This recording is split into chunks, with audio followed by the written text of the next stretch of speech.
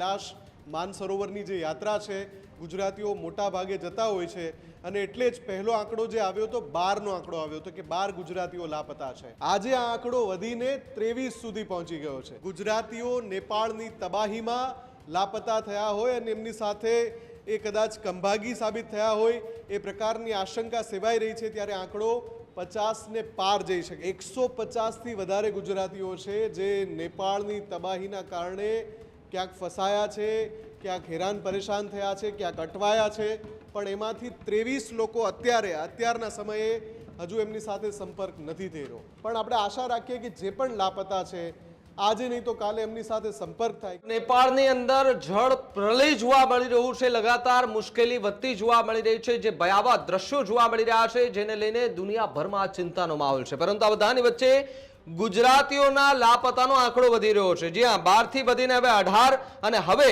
23 ગુજરાતીઓ લાપતા થયા હોવાની વાત સામે આવી રહી છે।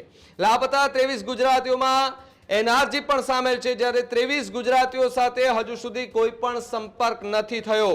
લાપતા 290 ભારતીયો પૈકી 23 ગુજરાતી હોવાની માહિતી છે। લાપતા ગુજરાતીઓનો આંક હજુ પણ વધે તેવી સંભાવના છે, જ્યારે નેપાળમાં ગુમ થયેલા ગુજરાતીઓની ભાળ મેળવવા તમામ પ્રયાસો કરવામાં આવી રહ્યા છે। અસામાન્ય પરિસ્થિતિને લીધે હજુ પણ કોઈ ભાળ નથી મળી રહી।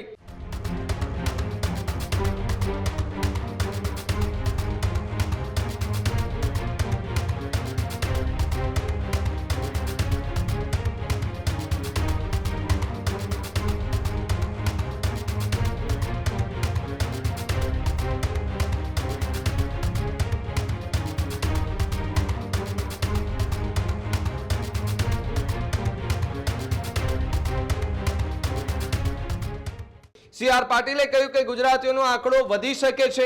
આ હોનારત ઇતિહાસની સૌથી ભયાનક હોનારત હોવાની વાત સીઆર પાટીલે કરી છે। એટલે કે જે આપણા ગુજરાતીઓ ત્યાં ફરવા માટે ગયા હતા અને અચાનક આવેલું આ જળ પ્રલય કે જેમાં 23 થી વધારે ગુજરાતીઓ ફસાયાની વાત સામે આવી રહી છે અને આંકડાઓ હજુ પણ વધે તેવી સંભાવના છે।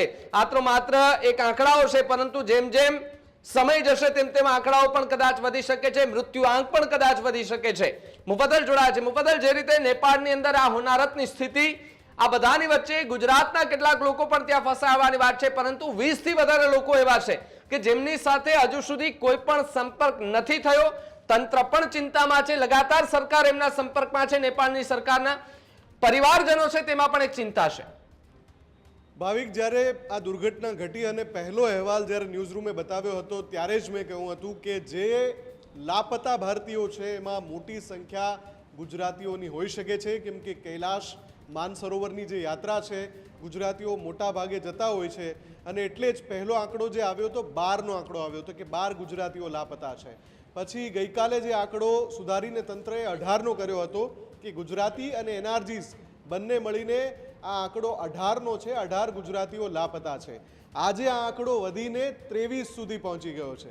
હવે તમે વિચારો કે અમુક કલાકે આ આંકડો વધે છે।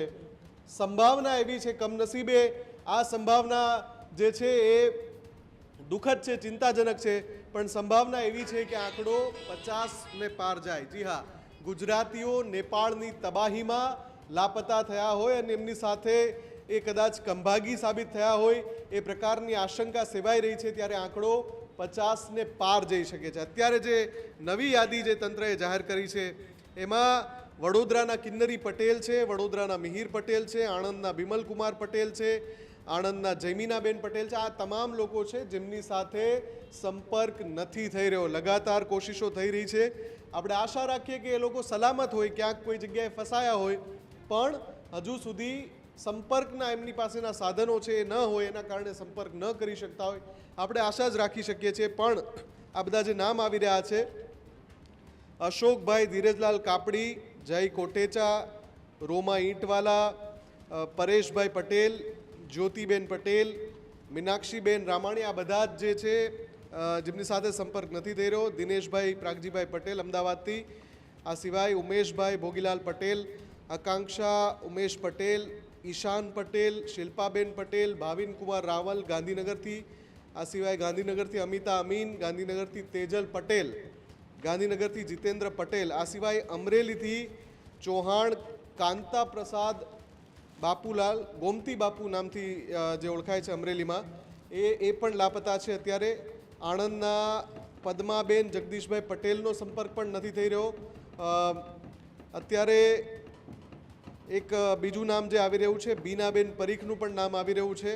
આ તમામ જે લોકો છે એમની સાથે સંપર્ક નથી થઈ રહ્યો.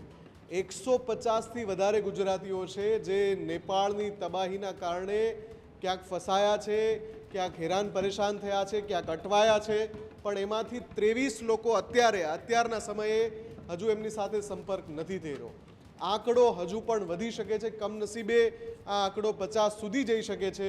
પણ આપણે આશા રાખીએ કે જે પણ લાપતા છે આજે નહીં તો કાલે એમની સાથે સંપર્ક થાય, કેમ કે મેં હમણાં જ કહ્યું એમ ત્યાં પરિસ્થિતિ એવી છે કે એક પણ જગ્યાએ પહોંચી શકાય એવું જ નથી. એટલો 10-10, 15-15, 20-20 ફૂટ કાદવ ભરેલો છે, કીચડ ભરેલો છે. જે નદીના પ્રવાહ સાથે જે કાટમાળ આવ્યો એ કાટમાળ ભરેલો છે. એટલે વાહન વ્યવહાર તો છે જ નહીં. કોઈ ઇમારતની અંદર કે જ્યાં ઇલેક્ટ્રિસિટી નથી, જ્યાં કદાચ અત્યારે વાઈફાઈ કામ નથી કરતા, એવા સ્થળે કોઈ લોકો સલામત ફસાયેલા છે, આજે નહીં તો કાલે પરમ દિવસે સંપર્ક કરી શકે અને આ તમામ જેટલા લાપતા લોકો છે સહી સલામત પોતાના ઘરે પાછા ફરે એવી જ આપણે તો પ્રાર્થના કરી શકીએ. પણ આ જે ભયાવહ ત્રાસદી છે, ભયાવહ આપદા છે, જેવી રીતે કેન્દ્રીય મંત્રીએ પણ કહ્યું કે આંકડો એટલો મોટો હશે કે આ હોનારત ઇતિહાસની સૌથી ભયંકર હોનારત સાબિત થશે. એટલે તમે વિચારો કે કેન્દ્રીય મંત્રી પાસે તો કેટલી બધી માહિતી ત્યાંથી આવી હશે જેના કારણે એ આવું નિવેદન આપી રહ્યા હશે. અને જે આંતરરાષ્ટ્રીય માધ્યમો અને રાષ્ટ્રીય માધ્યમો પણ અત્યારે નેપાળમાં પહોંચી રહ્યા છે, ત્યાંથી જે તાજા તસવીર આવી રહી છે, આપણે પણ ઘણા બધા દ્રશ્યો આજે નવા બતાવી રહ્યા છીએ કે આ બધી તસવીરો જે છે એ ત્રાસદીની તસવીરો છે. તમે વિચારો કે ત્યાં કેટલી ભયંકર સ્થિતિ હશે. ભાવિક, બિલકુલ આભાર જોડાવા બદલ અને માહિતી બદલ.